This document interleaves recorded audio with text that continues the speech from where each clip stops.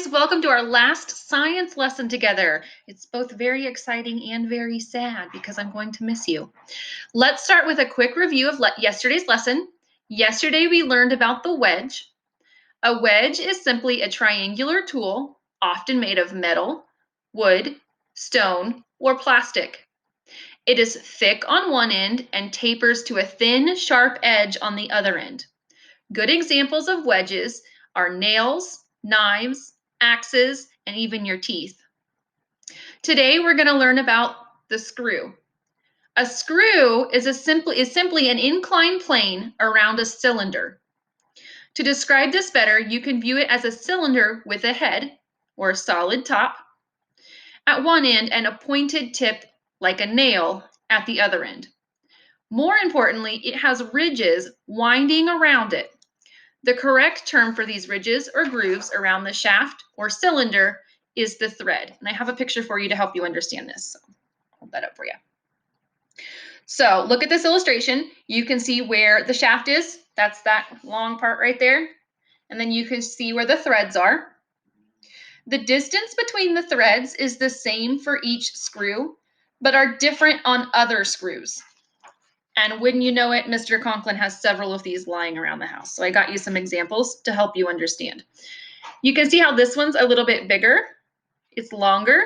And you see how far apart those little spirals are? This one's also a screw. And do you see how close those are? That's what it's talking about. So the distance is the same. So if I have 5 of these, it's going to be exactly the same on all of these. But if I have 5 different screws, they could all very well be different. Okay?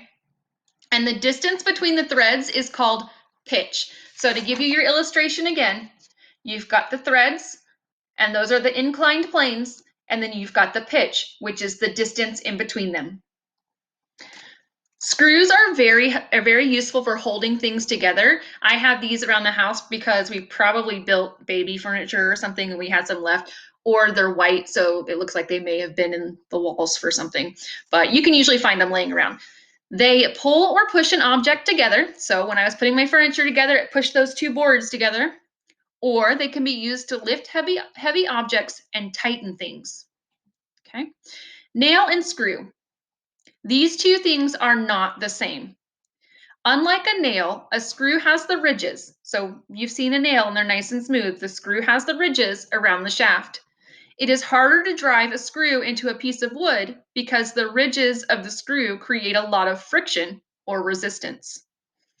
To drive a screw into the wood, it has to be turned in a circular motion with a screwdriver. What simple machine did we say a screwdriver is? Do you remember? If not, go back and review. Other kinds of screws include a bolt. And a bolt is a kind of screw but does not have a pointed tip. And I found you an example. It's not an exact one, but it's close enough that you'll understand. So do you see how this has the ridges? So it's going to twist in, but it doesn't have the pointed edge. Okay, it's going to go flat across. And it's not drilled into place, but rather a hole is made for the bolt to already, so there will already be a hole there. And then the bolt goes into the hole and a nut goes on the other end, and that's what it screws into. Okay. Bolts are very powerful in holding things together. A drill bit is a type of screw that can make holes in wood, plastic, metal, and stone when attached to an electric drill. Like the regular drill, it is pointed at one end and it has thread too. The drill bit has deeper grooves that carry pieces of wood from the hole to the surface as the drill bit turns. That is not on your homework. I know it's confusing and I could not find an example around the house. So I want you to just try to wrap your head around that one. If you don't quite understand, that's okay. Mechanical advantage.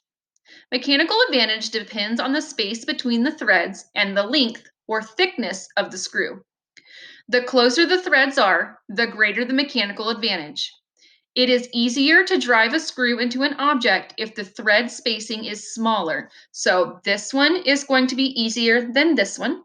And we are at our 5-minute mark. So I'm going to go ahead and stop. See you in a minute.